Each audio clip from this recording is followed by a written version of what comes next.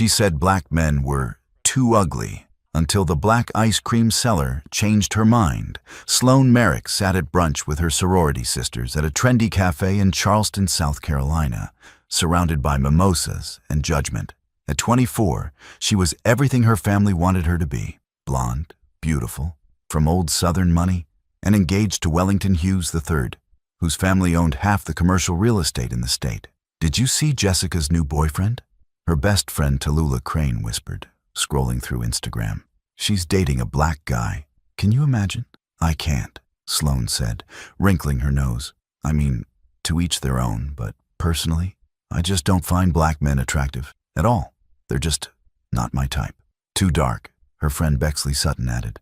"I prefer the classic look. Blue eyes, light hair, like Wellington." "Exactly," Sloan agreed.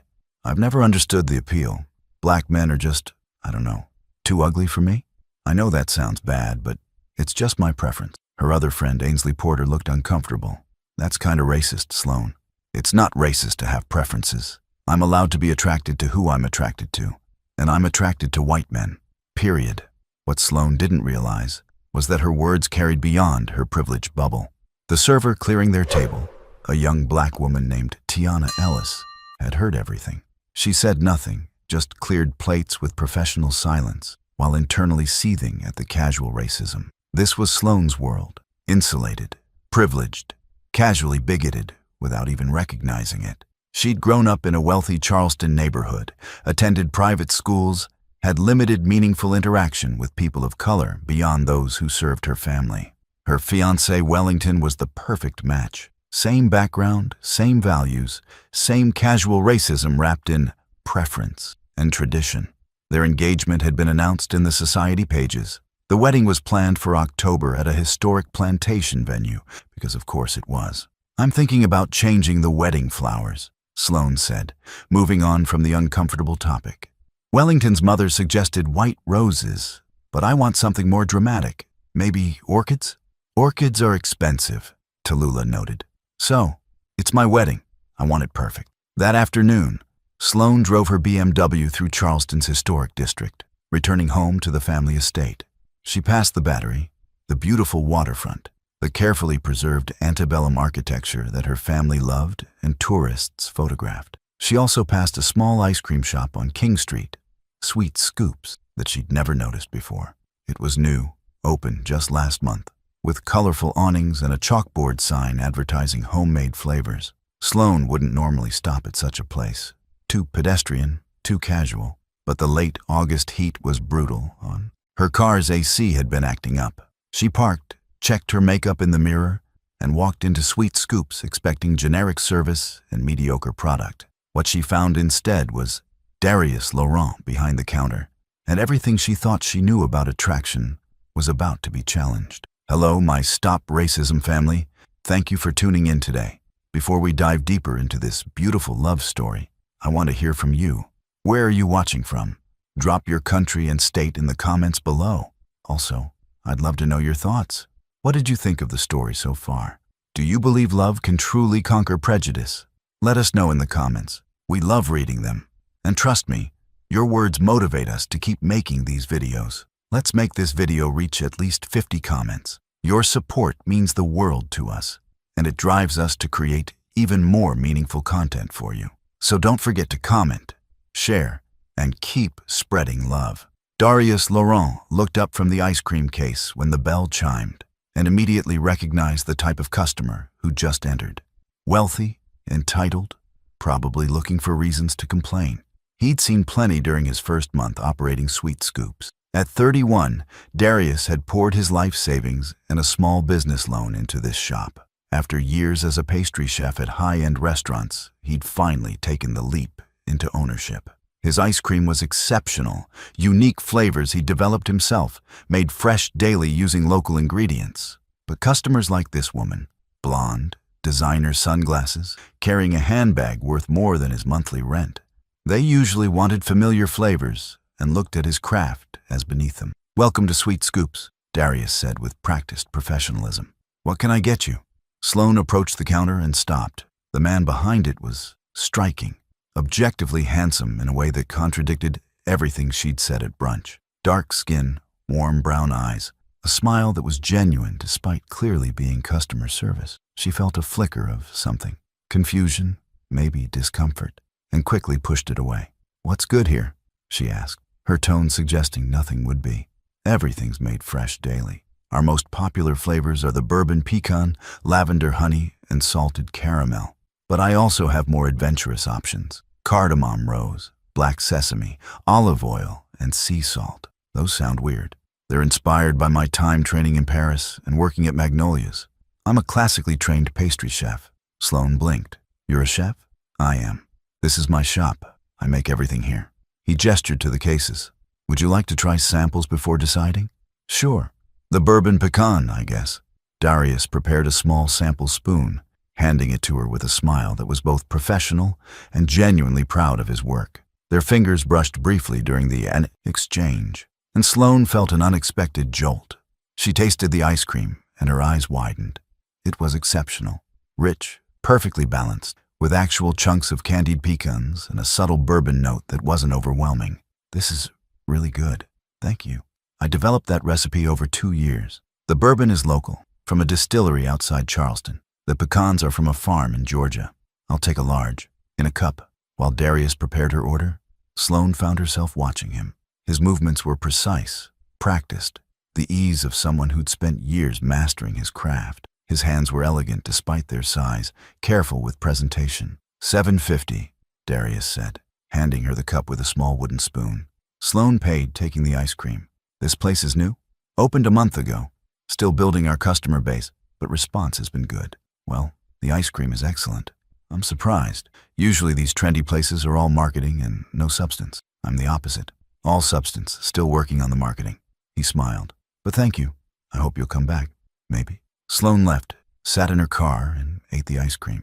It was the best she'd ever had, and she'd eaten at expensive restaurants all over the world. But what bothered her wasn't the quality. It was the way she'd noticed the man who made it, the way her breath had caught when he'd smiled, the way she'd felt attracted to a black man, which contradicted everything she'd said that morning, everything she'd believed about her preferences. She drove home confused and uncomfortable, trying to convince herself it was just appreciation for good ice cream, nothing more. It wasn't, and deep down, she knew it. Sloan told herself she was returning to Sweet Scoops 3 days later because the ice cream was exceptional, not because she couldn't stop thinking about the man who made it. Definitely not because she'd had a confusing dream about him that she refused to fully examine. "Back again?" Darius said when she entered, his smile warm and welcoming. "Bourbon pecan addiction already?" "Actually, I want to try something different." "You mentioned cardamom rose?" "Adventurous choice. Most people stick with familiar flavors." He prepared a sample. "This one's inspired by a dessert I had in Istanbul.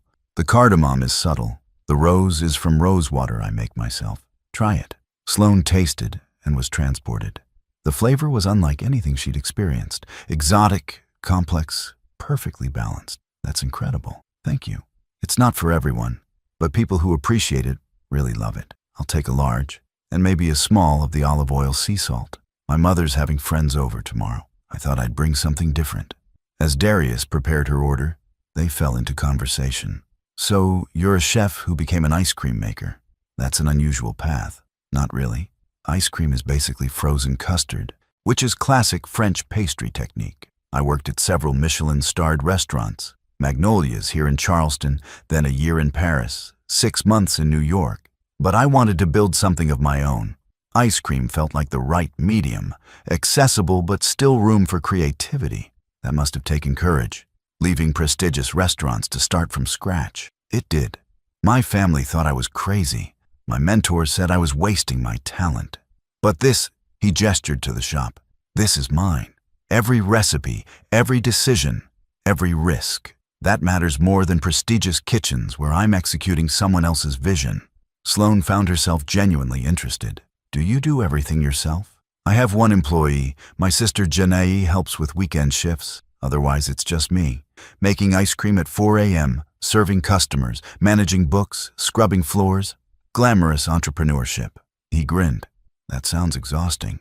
"It is, but it's also fulfilling in a way restaurant work never was. Here I see people's reactions directly. I build relationships with regular customers. I'm part of the community, not hidden in a kitchen. Well, your ice cream is exceptional. I'm actually here planning my wedding in October, and I'm wondering if you do catering? I'd love to have a unique dessert option. Darius's expression flickered. Was that disappointment? Before returning to professional interest. I do events. Tell me about your wedding. It's at Oak Ridge Plantation. 200 guests. Very traditional, very formal.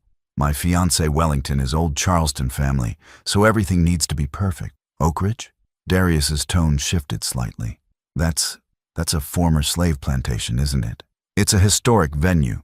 Beautiful grounds, very prestigious. It's where enslaved people were tortured and killed. Having a wedding there is problematic. Sloan bristled. It's history. We're not celebrating slavery. We're using a beautiful location. You're celebrating on ground soaked in black suffering. That's not just history. It's ongoing insensitivity.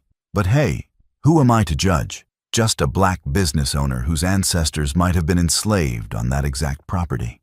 The tension was sudden and uncomfortable. Sloan felt defensive. I'm not racist for having my wedding at a historic venue. I didn't say racist. I said insensitive.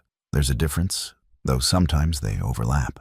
Look, I came here for ice cream, not a lecture on political correctness. Political correctness? This is basic human empathy. But you're right, I apologize. That was inappropriate. Your wedding? Your choices? He handed her the ice cream. $16. Sloan paid, took her purchase, and left without another word. In her car, she felt angry and confused.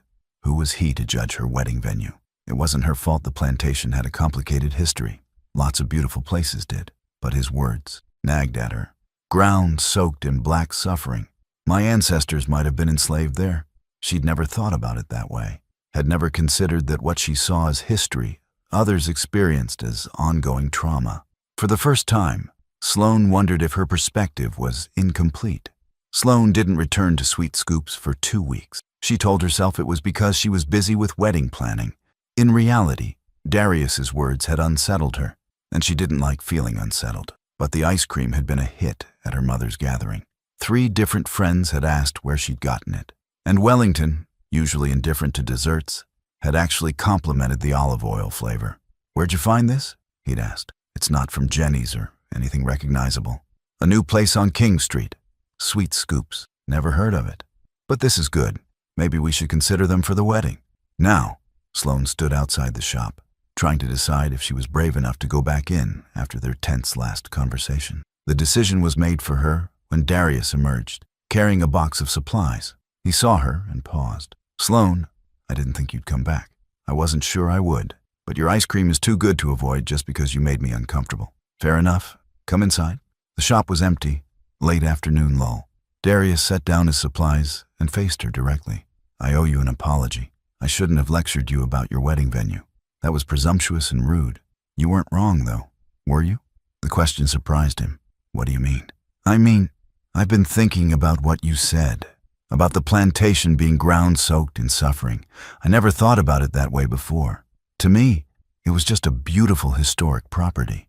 But to you, to people who look like you, it represents trauma, real trauma. And having my wedding there, celebrating the happiest day of my life on ground where people suffered, that's insensitive at best. Darius studied her carefully. That's a surprising level of self-awareness for someone from your background. What's that supposed to mean? Rich white Southern girl? Usually y'all double down when challenged. You're actually listening. That's rare. Don't patronize me. I'm not. I'm genuinely impressed. Sloan, changing a wedding venue is huge. Expensive, complicated, embarrassing. Most people wouldn't even consider it. Are you actually thinking about it? I don't know. Wellington loves Oak Ridge. His parents got married there. It's tradition for his family. But Darius, what you said, it's been haunting me. How can I celebrate love on ground where love was denied? Where families were torn apart? Where people were treated as property? So change venues. It's not that simple. It is exactly that simple. You choose differently. Yes, it'll be hard. Yes, people will question you. But Sloan, doing the right thing, is often hard. That doesn't make it less right. They stood in silence for a moment. Then Sloan said quietly, I said something terrible a few weeks ago, at brunch with my friends. I said black men were too ugly for me, that I just wasn't attracted to black men at all. Darius's jaw tightened. And now you're here telling me this why? To prove your prejudice? No, to admit I was wrong. Because, Darius, I can't stop thinking about you. Not just your ice cream or your words about the plantation. You, the way you smile, the way your hands move when you're preparing ice cream, the passion in your voice when you talk about your craft. I'm attracted to you, and it terrifies me, because it contradicts everything I thought I believed about my preferences. The confession hung between them, raw and honest. Darius's expression was unreadable. So what? You want absolution. You want me to say it's okay that you've been casually racist your whole life because now you've developed a crush. No, I want to understand why I believed those things, why I surrounded myself with people who reinforced those beliefs. I want to be better than I've been. Why? Because you're attracted to one black man? That doesn't make you not racist, Sloan. That makes you hypocritical. I know, you're right. But isn't recognizing hypocrisy the first step to changing? Maybe. Or maybe you'll realize this attraction is just curiosity. You'll marry your plantation wedding fiancé, and you'll go back to your comfortable prejudices. Maybe, Sloan admitted. But I'd like to try not to. Darius, will you help me? Not with the attraction part. I know that's presumptuous, and you probably think I'm terrible. But with understanding, with learning. I've spent 24 years in a bubble. I want to understand what's outside it. Darius was quiet for a long moment. Then, I'm not your teacher. I'm not responsible for educating you about racism. I know. But you challenged me in a way no one else has. And I'm asking, not demanding. If you say no, I'll respect that and leave. But Darius, I think you could help me become someone better than I am. Against his better judgment, Darius agreed to coffee. Not a date, he made that explicitly clear, but a conversation. They met at a neutral cafe the next afternoon, both awkward and uncertain. So where do we start? Sloan asked, stirring her latte nervously. With honesty. Why did you really say black men were ugly? What was underneath that statement? Sloan winced. I've been thinking about it a lot. I think it was what I was taught. Not explicitly. My parents never said don't date black men. But implicitly, through jokes, through the neighborhoods we lived in, through who we socialized with. Black people were invisible in my world, except as service workers. I never had black friends, black classmates, black anyone in my life as equals. So you developed prejudice through isolation. Yes, and maybe through fear? Charleston has a complicated racial history. There's this underlying tension that no one talks about. White people live in their bubble pretending everything's fine, while black people navigate a city built on their ancestors' enslavement. I think I absorbed that tension as fear, and fear turned into prejudice, disguised as preference. That's a fairly sophisticated analysis for someone who's never thought about this before. I've been doing research, reading articles, watching documentaries. Did you know there's a whole term for what I was doing? Racial preference as coded racism?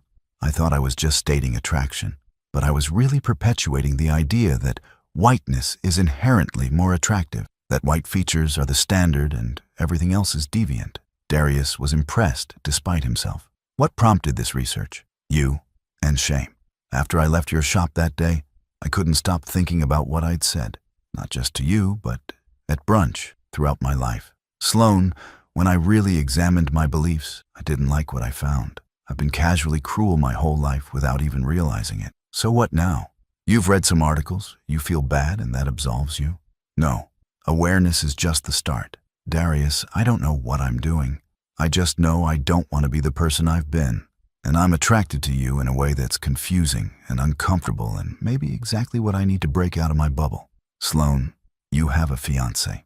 You're planning a wedding, whatever attraction you feel. It's not fair to Wellington or to me. I know, and I need to talk to Wellington because honestly, I don't think I love him. I think I love what he represents. Safety, tradition, my parents' approval. But him as a person?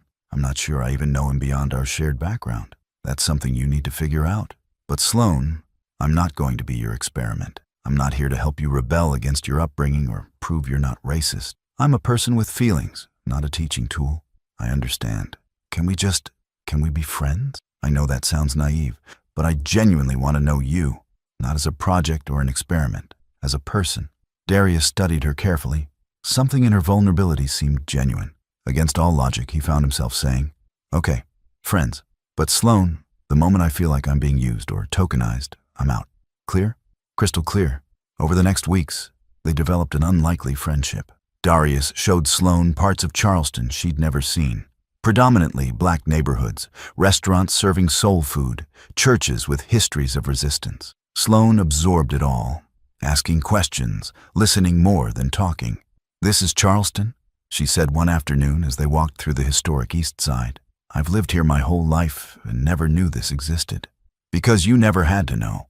Your Charleston is downtown, the Battery, the historic district. This Charleston, where actual black people live and work and build community, this is invisible to tourists and wealthy white people. I'm sorry for my ignorance. Sorry is a start. Action is better. Sloan, it's not enough to learn. You have to change behavior. Change who you socialize with, where you spend money, what you support. Otherwise, this is just tourism." "I know. I'm trying. I canceled the plantation venue." Darius stopped walking. "You what?" "I canceled Oak Ridge. Told Wellington we needed a different venue. He was furious. His mother was apoplectic. But Darius, you were right. I can't celebrate on ground soaked in suffering. It's wrong." "What did Wellington say?" "That I was being dramatic and politically correct. That history is history and we shouldn't let it dictate our lives. We had a huge fight." "Are you okay?" "No, but I'm right. And that matters more than being comfortable." The more time Sloan spent with Darius, the more she realized how incompatible she and Wellington truly were. Wellington was comfortable with the status quo. He didn't question, didn't grow, didn't see anything wrong with their insular, privileged existence. "You've changed," he told her one evening over dinner. "Ever since you met that ice cream guy, you've been different, critical, angry." "I'm not angry. I'm aware. There's a difference." "Aware of what? Some made-up social justice nonsense?" "Sloan, we're happy. Why rock the boat? Are we happy? Wellington, when's the last time we had a real conversation? When's the last time you asked about my dreams or fears? We're comfortable together, but that's not the same as happy. This is about him, isn't it? The black guy. You're attracted to him. This is about me realizing I've spent 24 years sleepwalking through life. Darius just happened to wake me up. I'm calling off the engagement." Wellington said it matter-of-factly, like canceling a subscription. "You're clearly going through something, and I'm not interested in waiting around while you figure yourself out. My mother was right. You're too flighty, too influenced by trends. This social justice phase will pass, but I'm not sticking around for it." Sloan should have been devastated. Instead, she felt relieved. Okay, that's all you have to say? What do you want me to say? I think you're right. We're not compatible. We never really were. We were just expected." After Wellington left, Sloan sat in her apartment, the one her father paid for, and realized she needed to make more changes. Being awakened to her privilege wasn't enough. She needed to stop benefiting from it without contributing. She called her father. "I want to work, get a real job, pay my own rent." Bradford Merrick was silent for a moment. "Darling, you have a job. You're on the board of Mother's Charity. That's not a job. That's a hobby funded by family money. Dad, I need to actually work, earn my own way. This is about that ice cream fellow, isn't it? The one you've been spending time with. This is about me wanting to be someone I respect. Can you understand that?" "I suppose. But Sloan, be realistic. You have no work experience, no practical skills. What kind of job do you expect to get? I'll figure it out. But Dad, I need to try. I can't keep living on family money while claiming to understand real life. It's hypocritical." To Sloan's surprise, her father didn't argue. "Okay, you have until the end of the month to find employment and secure your own housing. If you're serious about this, I'll support you. But no safety net, no family money once you move out. You want independence? You'll have real independence. Thank you." Sloan hung up terrified and exhilarated. She'd just upended her entire life. No fiancé, soon no family money, stepping into uncertainty for the first time. She called Darius. "Can we talk? In person?" They met at Sweet Scoops after closing. Darius was cleaning, preparing for the next day. Sloan helped without being asked, learning the rhythms of his work. "I broke off my engagement," she said while wiping down tables. Darius looked up sharply. "Because of me? Because of me? Because Wellington and I weren't right together. Because I'd rather be alone and genuine than partnered and performing. Sloan, I don't know what you expect from me. Nothing. I expect nothing. But Darius, I need you to know, you changed my life, not just my views on race, though that too. You showed me that passion and purpose matter more than prestige, that doing what you love is worth the risk, that building something real, even if it's small, is more valuable than inheriting something hollow. So what are you going to do?" I don't know. Find a job. Move out of my family-funded apartment. Actually experience life instead of just observing it from my bubble. Figure out who Sloane Merrick is when she's not defined by family money and social expectation. That's brave. It's terrifying, but necessary. She paused. Darius, I need to be honest about something. I'm attracted to you. Really attracted. Not because you're a novelty or because I'm rebelling. Because you're brilliant and passionate and you challenge me to be better. But I understand if you can't see past where I came from. If I'm too much baggage. You're not baggage. You're complicated. And Sloane, I'm attracted to you too. But we're from such different worlds. We were from different worlds. Now I'm trying to build a new world. One where I'm not defined by family wealth. Where I contribute instead of just consume. And maybe you could be part of that world, if you wanted. Darius set down his cleaning rag. I need you to understand something. Dating me, a black man in Charleston, it's going to invite judgment. Your friends, your family, strangers on the street. People will assume you're slumming, that I'm using you. Every racist stereotype imaginable. Can you handle that? I don't know, but I want to try. Darius, these past weeks with you have been the most real thing I've ever experienced. I don't want to lose that. Then let's try. Slowly. No expectations, no promises. Just two people figuring out if what they feel is real. Deal. They kissed in the empty ice cream shop, surrounded by freezers humming and the smell of waffle cones. Two people from different worlds trying to build something together. How's this story hitting you so far? Tell us in the comments. If you're loving it, type 1. If not, type 0. We want to know what you think. The backlash was immediate and brutal. When Sloane posted a photo of her and Darius on social media, nothing romantic, just them at Sweet Scoops, her world exploded. Tallulah called first. Are you seriously dating the ice cream guy? The black ice cream guy? Sloane, what are you thinking? I'm thinking I like him. Is that not allowed? It's just sudden and weird. You literally said black men were ugly 3 months ago. Now you're with one? It feels performative. Or maybe I was wrong. Maybe I've learned that attraction isn't about race, it's about connection. Why is that so hard to believe? Because you're Sloane Merrick. You don't date service workers. You certainly don't date black service workers. It's social suicide. Then I guess I'm committing social suicide. Tallulah, if our friendship depends on me dating within my race and class, maybe it's not a friendship worth having. Tallulah hung up. So did Bexley when Sloane refused to explain herself. Ainsley was the only one who reached out with genuine support. I think it's brave, Ainsley said during coffee. Challenging your own prejudice, stepping outside your comfort zone. Most people never do that. It doesn't feel brave. It feels terrifying. Because you're losing your community. But Sloane, was that community worth having? They're mad at you for dating someone who makes you happy. That's not love. That's control. Sloane's mother was worse than her friends. Vivian Merrick showed up at Sloane's apartment unannounced. Her face tight with disapproval. We need to talk about this situation.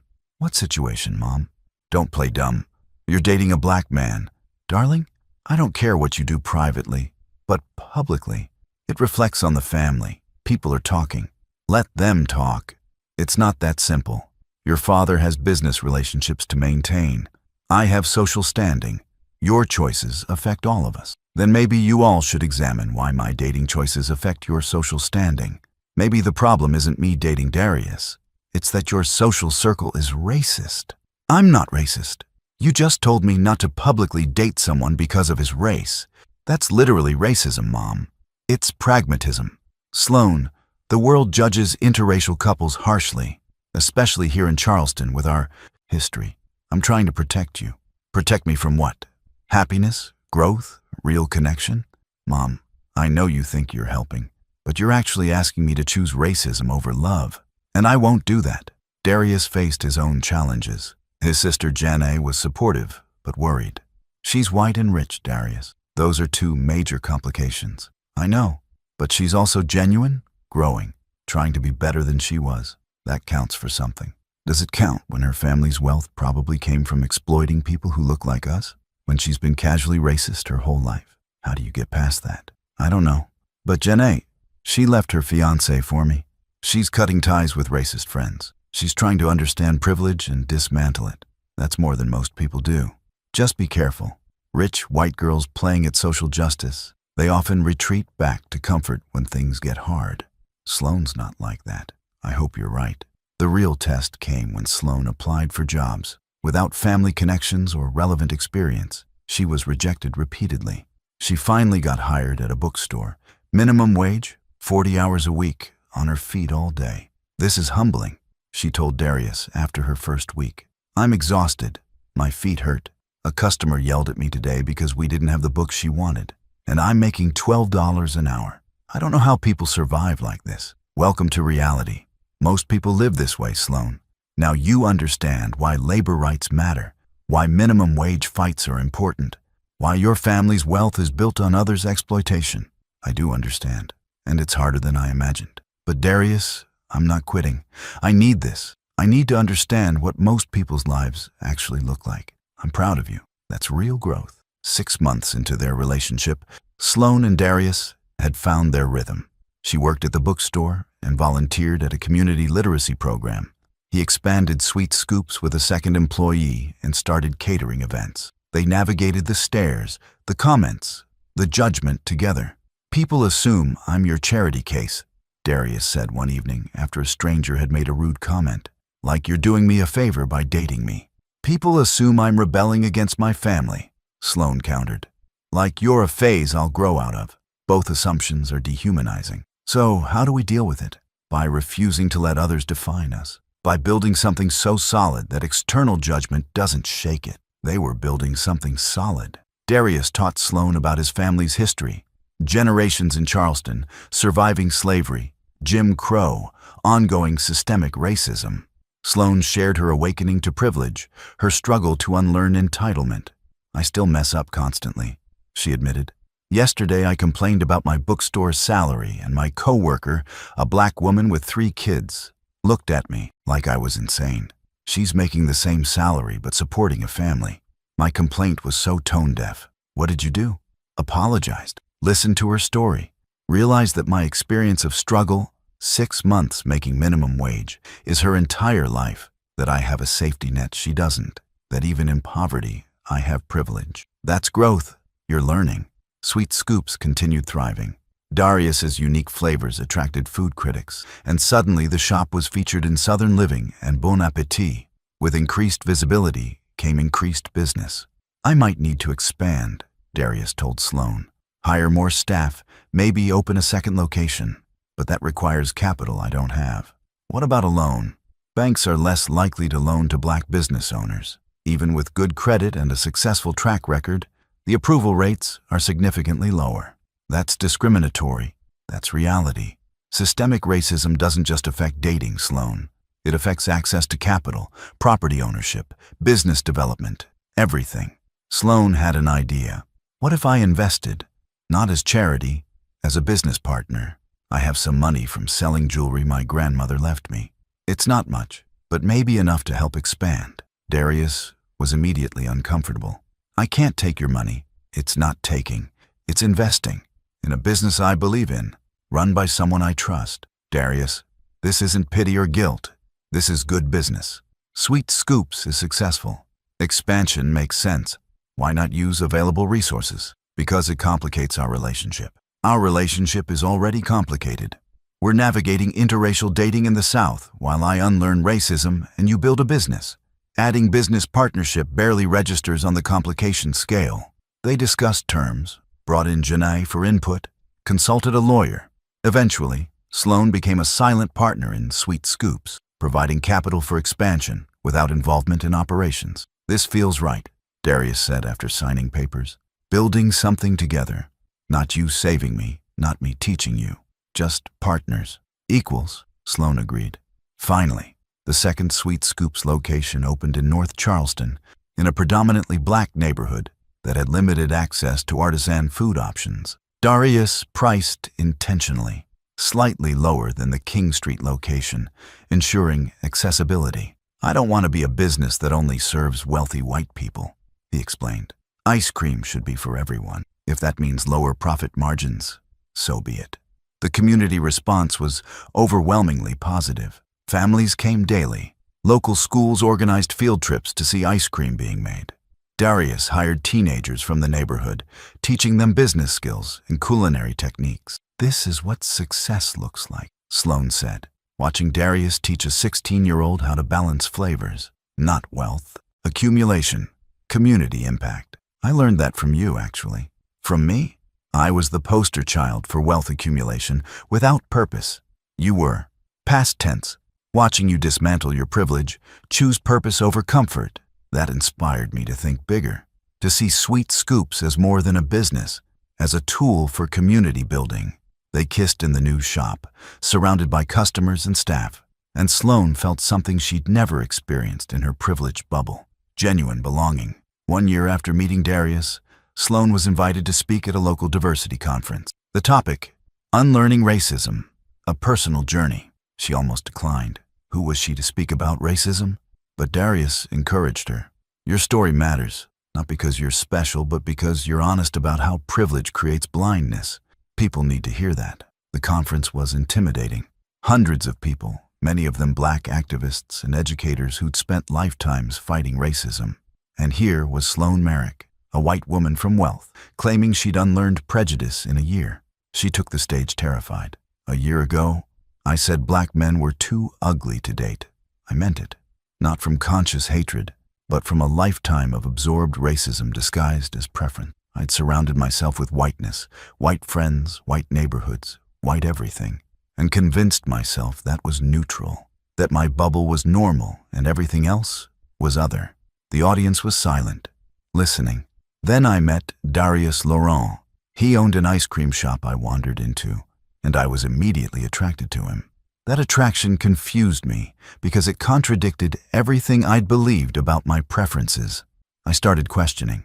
If I could be attracted to him, were my stated preferences actually preferences, or were they prejudices I'd internalized? Sloane detailed her journey, the plantation venue confrontation, the research on racial preferences, breaking her engagement, losing friends, disappointing family. I'm not telling you this for praise. I'm telling you because I'm complicit in systemic racism. My family's wealth was built on exploitation. I've benefited from systems designed to elevate people like me while suppressing people who don't look like me. And for 24 years, I was blind to it. She talked about learning to see privilege, about the humility of working minimum wage, about realizing that struggle she'd experienced for months was many people's entire lives. I'll never fully understand what it's like to navigate the world as a Black person. I can't. I carry white privilege everywhere I go. But what I can do is listen, learn, and use my privilege to amplify marginalized voices and dismantle systems that created my advantages. After her speech, a Black woman in her 60s approached. I'm Corinne Wade, Darius's mother. Sloane's heart pounded. Mrs. Wade, I didn't know you were here. I wanted to see the woman who changed my son. He talks about you constantly, how you challenged yourself, how you walked away from wealth to live authentically. I needed to see if you were real or if my son was fooling himself. What's the verdict? You're real. Imperfect, still learning, but real. That's all I ask. My son has been hurt before, by women who saw him as exotic or rebellious, not as a person. You see him as a person.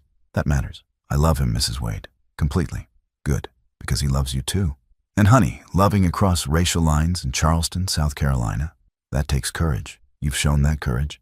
Just keep showing it when things get harder. They're going to get harder? They always do. But you'll handle it. You've already proven you can. After the conference, Darius was waiting. How'd it go? Your mother was there. I know. She wanted to meet the woman brave enough to challenge her own racism. What did she say?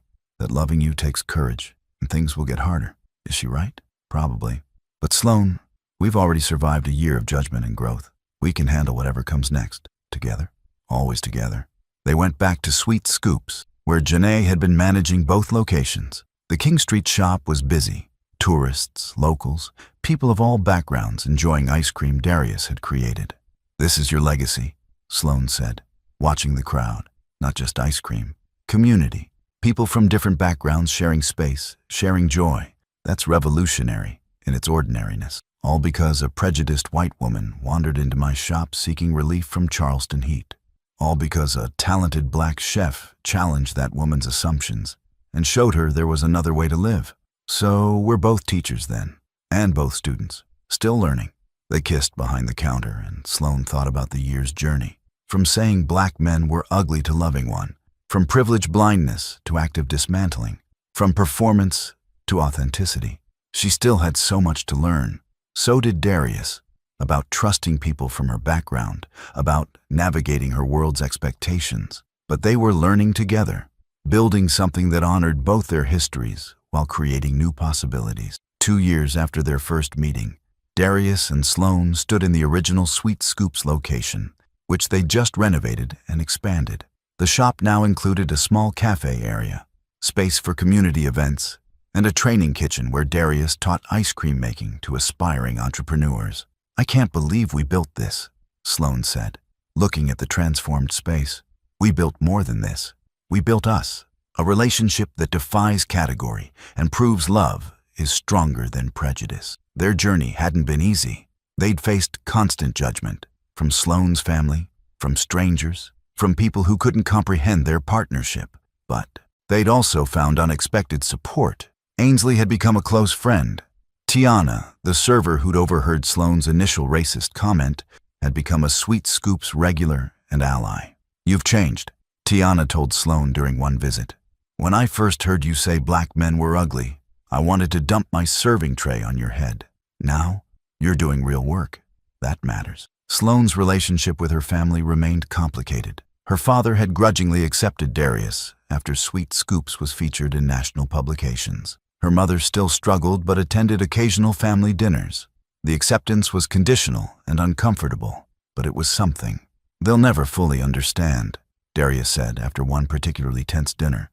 "Your family sees me as an exception, one of the good ones. That's not acceptance. It's tolerance." "I know, but it's progress from where we started. Small progress, but progress." Wellington had married someone from their old social circle, a perfectly appropriate match that generated zero growth or passion. Sloane saw the announcement and felt only relief that she'd escaped that fate. "I could have been her," she told Darius. "Married to a man I don't really know, perpetuating systems I don't believe in, sleepwalking through a privileged life. You saved me from that. You saved yourself. I just provided the catalyst." How's this story hitting you so far? Tell us in the comments. If you're loving it, type 1. If not, type 0.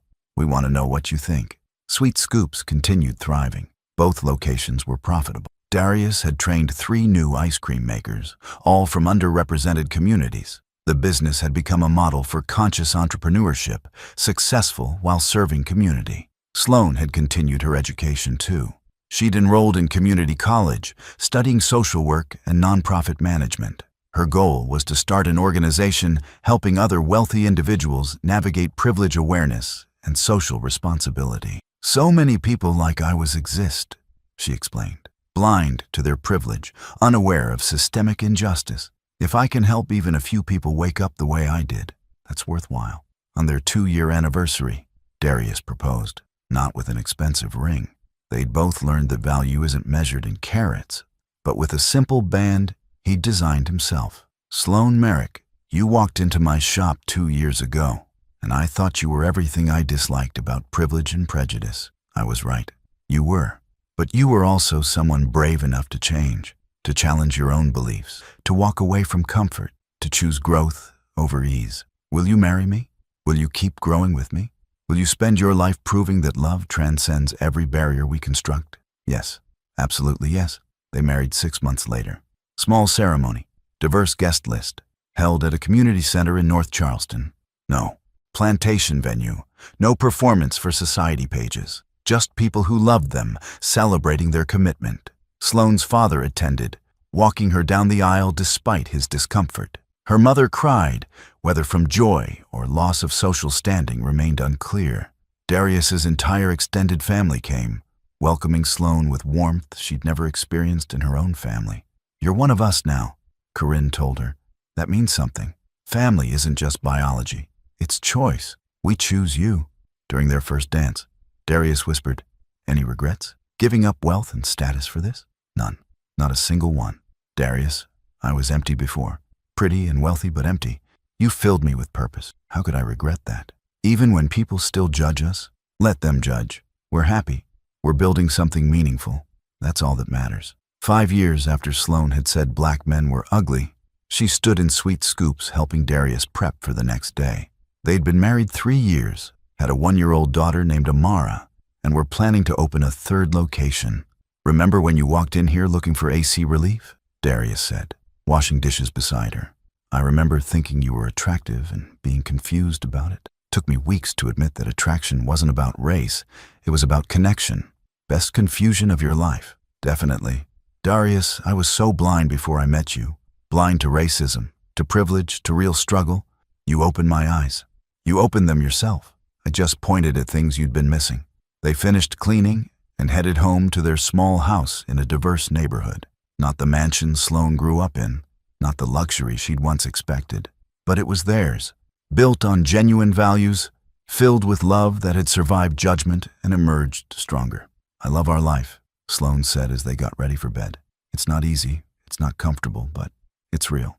Finally, everything in my life is real. That's what love does. It makes things real." Sloane Merrick had once said black men were too ugly to date, that casual racism, born of ignorance and insularity, had seemed like preference, until Darius Laurent had challenged her assumptions, forced her to confront her prejudice, and shown her that attraction, real attraction, transcended every artificial category. Their love story wasn't simple or easy. It was complicated by race and class and history, but it was also proof that people could change, that prejudice could be unlearned, that love was stronger than hate. An ice cream seller had changed a prejudiced woman's mind, and in the process, they'd both discovered that the most beautiful thing isn't perfection, it's growth. The willingness to challenge yourself, to admit fault, to become someone better than you were. That's what Sloane and Darius had built.